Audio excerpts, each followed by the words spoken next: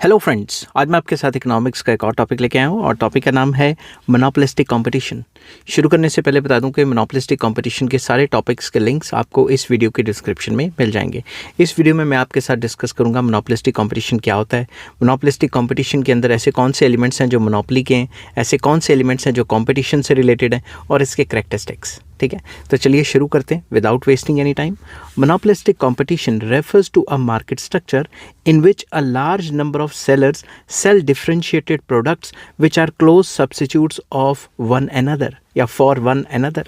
तो monopolistic competition एक ऐसा मार्केट की नस्ल है या फिर स्ट्रक्चर है या फिर एक ऐसी मार्केट की टाइप है जिसमें काफ़ी सारे ख़रीदार भी होते हैं, लार्ज नंबर ऑफ बायर्स भी होते हैं, लार्ज नंबर ऑफ सेलर्स भी होते हैं और वो बाय और सेल क्या करते हैं, basically differentiated products, differentiated goods इसकी काफ़ी इंपॉर्टेंट जो है करेक्टरिस्टिक है। डिफरेंशिएटेड गुड्स का मतलब goods differ in terms of quality. समझिए बात, क्वालिटी गुड्स की अलग अलग होती है। ठीक है, अगर क्वालिटी अलग अलग होगी तो प्राइस भी अलग अलग होगी, वो मैं आपके साथ आगे डिस्कस करूँगा। Incidentally a close substitute is one whose cross elasticity is close to unity or greater। तो सिंपल वर्ड्स में हम ये भी कह सकते हैं कि क्लोज सब्स्टिट्यूट होते हैं आपस में एक दूसरे के, और क्लोज सब्स्टिट्यूट वो सब्स्टिट्यूट्स होते हैं जिनकी क्रॉस इलास्टिसिटी या तो 1 के आसपास होती है या 1 से भी ज़्यादा होती है। इसका मतलब ये कि एक गुड के प्राइस में चेंज आए तो दूसरे की डिमांड में उससे भी ज़्यादा चेंज आएगा। समझ की बात। Monopolistic competition combines the basic elements of both perfect competition and monopoly। तो monopolistic competition में जो perfect competition है उसके भी कई elements हैं और monopoly के भी elements हैं। तो सबसे पहले elements of monopoly। monopoly के कौन से elements हैं? The element of monopoly in monopolistic competition arises from the fact that each firm has an absolute right to produce and sell a branded or patented product। Monopolistic competition में monopoly इसलिए आ जाती है क्योंकि जो भी उस company का patented product है या ब्रांडेड प्रोडक्ट है उसी के पास उसका राइट है उस चीज़ को बेचने का। Other firms are prevented by laws from producing and selling a branded product of other firms. बाकी कंपनियों के ब्रांडेड सामान को वो कंपनी नहीं बेच पाएगी। समझ के बात, उसकी मोनोपोली है, जिसने वो पेटेंट लिया है या कॉपीराइट लिया है या फिर जिसका भी जो ब्रांड है वो। ठीक है, this gives a firm monopoly power over production, pricing and sales of its own branded products. इससे क्या होता है, जो भी कंसर्न्ड कंपनी है उसके पास एक मोनोपोली पावर जनरेट हो जाती है कि वो कितना माल बनाएगी, क्या प्राइसिंग रखेगी, कैसे सेल्स करेगी अपनी चीज़ों की। ठीक है, for example consider toilet soap industry. There are a number of branded names available in the market, that is Lux, Palmolive, Pears etcetera. Each of these branded soaps is produced and sold by a company having monopoly power over the product। तो वही कंपनियां ये बनाती हैं जिन्होंने patent लिया हुआ और जिनका ब्रांड है। समझ के बात। तो साबुन की एग्जांपल दी हुई है इसमें, तो यहाँ तक तो मोनोपोली होगी। अब कंपटीशन का एलिमेंट कैसे आ जाता है? The element of competition comes from the fact that each branded product is a close substitute for another and firms selling branded products of the same generic category have to compete for the market share. तो मतलब जो भी कंपनियां वो goods बना रही हैं, concern product बना रही हैं, वो एक दूसरे के क्लोज सब्स्टिट्यूट है और उनको आपस में अपना माल बेचने के लिए कंपटीशन करना पड़ता है। Considering again our example of toilet soaps, all the companies producing and selling these branded toilet soaps are in intensive competition for capturing the largest possible market share। तो अगर ये टॉयलेट सोप की बात करें तो सारी कंपनियां आपस में compete कर रही हैं कि भाई हमारा मार्केट शेयर बढ़ जाए, दूसरी कोई ऑफर लेके आ जाती है, तीसरा सस्ता सामान बेचती है, कुछ भी कर सकते हैं, एडवर्टीजमेंट भी करते हैं। One index of the competition between them is the amount that they spend on advertising their product। तो हम ऐसे भी देख सकते हैं कि कंपटीशन इतना इंटेंस है क्योंकि वो अपनी चीज़ को दूसरों की चीज़ से बेहतर दिखाने के लिए बहुत ज़्यादा खर्चा करते हैं एडवर्टाइजमेंट के ऊपर। ठीक है, तो अब हम डिस्कस करेंगे कैरेक्टरिस्टिक्स ऑफ मोनोपोलिस्टिक कंपटीशन क्या है। कैरेक्टरिस्टिक फीचर्स या खासियत, ये एक ही बात होती है। Main characteristics of monopolistic competition are the blend of perfect competition and monopoly। इनके जो मेन characteristics हैं इस टाइप की मार्केट के, वो perfect competition और monopoly का मिक्सचर है। तो सबसे पहला आ जाता है प्रोडक्ट डिफ्रेंसिएशन, वेरी इंपॉर्टेंट। ठीक है, अलग अलग क्वालिटी का सामान बेचती हैं इस मार्केट में मोनोपोलिस्टिक कंपटीशन में firms. Product differentiation is the basic and the main distinctive characteristic of monopolistic competition that distinguishes it from monopoly and perfect competition। तो perfect competition और monopoly से ये वाली मार्केट थोड़ी डिफरेंट क्यों है? क्योंकि इसमें perfect competition में जैसे homogeneous प्रोडक्ट होता है, इसमें ऐसा नहीं होता। समझ गई बात। इन case of monopoly there is only one product and only one seller, and under perfect competition a large number of sellers sell homogeneous product. तो इसमें क्या है, मोनोपोली में देखा जाए तो एक ही चीज़ होती है और वो एक ही बेचने वाला होता है, मगर परफेक्ट कंपटीशन में बेचने वाले बहुत सारे हैं, सेलर्स बहुत ज़्यादा है, और वो होमोजीनियस प्रोडक्ट मतलब सेम क्वालिटी गुड बेच रहे हैं। Under monopolistic competition the firms differentiate their products from one another in respect of their shape, size, colour, design etcetera.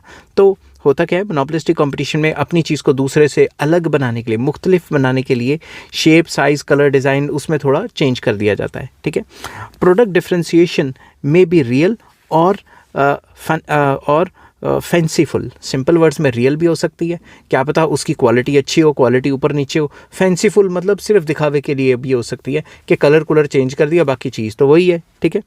The basis purpose की जगह यहाँ आना था बेसिक, ठीक है, मैं यहाँ लिख देता हूँ।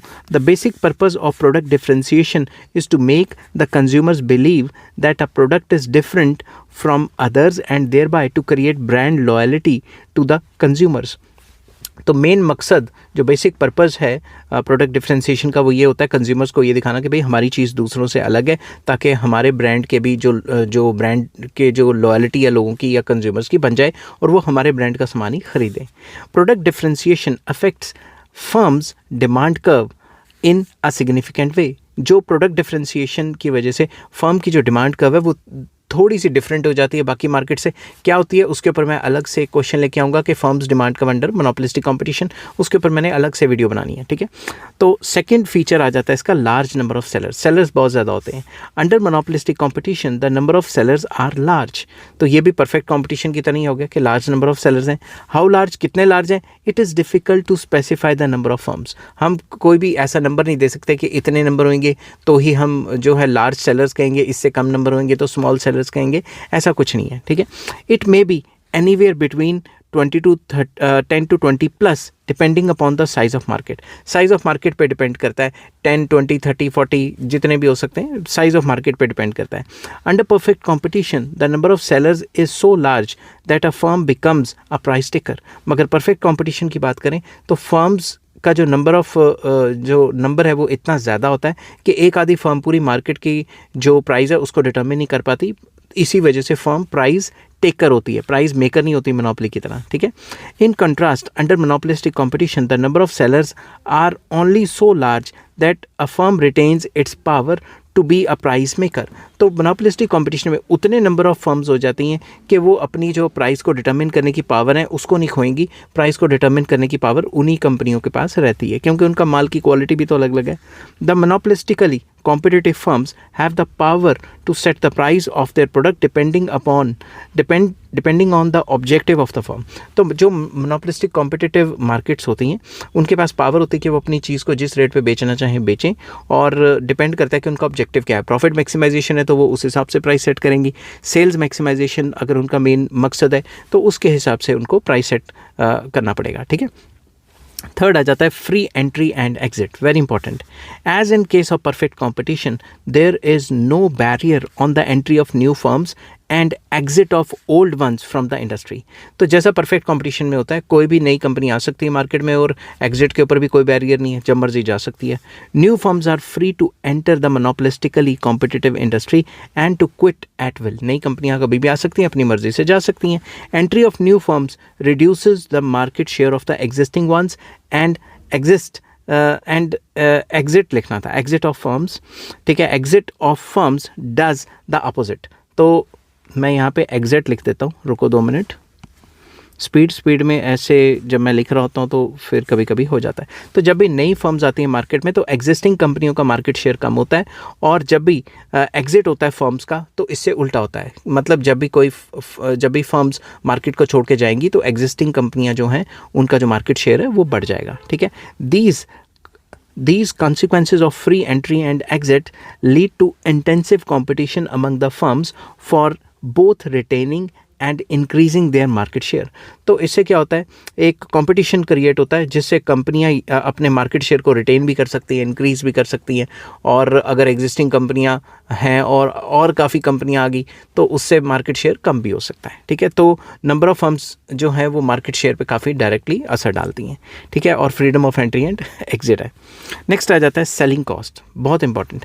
Unlike firms under perfect competition and monopolies, firms under monopolistic competition make heavy expenditure on advertisement and other sales promotion schemes of their products. तो सिंपल वर्ड्स में मोनोपोली और परफेक्ट कंपटीशन में तो कोई एडवर्टाइजमेंट एक्सपेंडिचर नहीं होता, मगर monopolistic competition में होता है। ठीक है, वो अपने सामान को बेचने के लिए हैवी एक्सपेंसेस करते हैं, बहुत ज़्यादा खर्चा करते हैं, मशहूरियाँ वगैरह देते हैं और एडवर्टाइजमेंट के ऊपर बहुत खर्चा होता है। This is an important feature that distinguishes monopolistic competition from perfect competition and monopoly. तो यही एक मेन फीचर है जो कि परफेक्ट कंपटीशन और मोनोपोली में नहीं होता। Selling cost include all expenditure on advertisement. तो सेलिंग कॉस्ट में क्या आ जाता है, सारा का सारा खर्चा जो एडवर्टाइजमेंट पे किया जाता है, सेल्स प्रमोशन पे किया जाता है, and salaries of sales personnel, जो सेल्स के लिए बंदे रखे हैं उनकी तनख्वाहें सारी की सारी जो हैं वो भी एडवर्टाइजमेंट कॉस्ट या फिर ये जो सेलिंग कॉस्ट है उसके अंदर आ जाती हैं।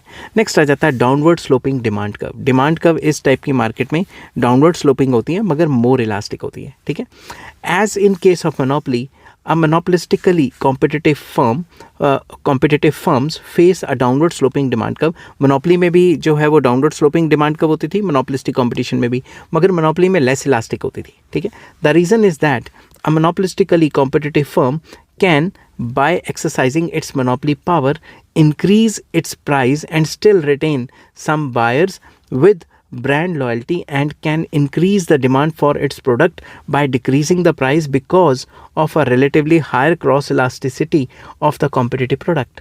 तो इसमें क्या होता है, इसमें अगर मोनोपोलिस्टिक कंपटीशन में अगर कोई भी कंपनी अपना प्राइस बढ़ाती है तो डिमांड तो गिरती है मगर फिर भी डिमांड होती है उस चीज़ की। क्यों? क्योंकि कुछ लोग ब्रांड लॉयल्टी से सफ़र करते हैं कि हमें तो उसी ब्रांड का सामान चाहिए, तो वो तो ख़रीदेंगे ही ख़रीदेंगे। और अगर ये कंपनी मोनोपोलिस्टिक कंपटीशन के अंडर कोई भी कंपनी प्राइस गिराती है तो उसकी डिमांड बढ़ जाती है, क्योंकि जो लोग खरीद रहे थे वो तो ख़रीदेंगे ही, मगर जो भी उसके सब्सिट्यूट खरीद रहे थे वो इसको सस्ता देख के इसको ख़रीदना शुरू कर देंगे, तो इस वजह से भी उनकी डिमांड बढ़ेगी। तो नेक्स्ट मैं आपके साथ डिस्कस करूंगा कि नेक्स्ट वीडियोस में मैं आपके साथ डिस्कस करूंगा जो कि बेसिक एलिमेंट्स हैं चैम्बरलिन्स थ्योरी ऑफ मोनोपोलिस्टिक कंपटीशन। ये पूरा का पूरा जो मोनोपोलिस्टिक कंपटीशन है ये चैम्बरलिन का दिया हुआ है। इसमें हम डिस्कस करेंगे फर्म्स डिमांड कर्व, जिसमें perceive demand curve and proportional demand curve का कॉन्सेप्ट होगा, और product differentiation and concept of industry का जो कॉन्सेप्ट डिस्कस करेंगे, and selling cost and firms cost structure, ये सारा का सारा डिस्कस करेंगे आने वाली वीडियोज़ में। ठीक है, तो इस वीडियो में मैंने आपके साथ डिस्कस किया मीनिंग क्या होता है और इसके एलिमेंट्स ऑफ मोनोपोली क्या हैं, इसके एलिमेंट ऑफ कंपटीशन क्या है और इसके बेसिक करैक्टरिस्टिक्स क्या है। नेक्स्ट वीडियो में मैं आपके साथ लेके आऊँगा कि डिमांड कर्व क्या होती है अंडर मोनोपोलिस्टिक कंपटीशन। ठीक है, आई होप ये वीडियो आपको पसंद आई होगी। अगर पसंद आती है तो please like share and subscribe. Take care, bye bye.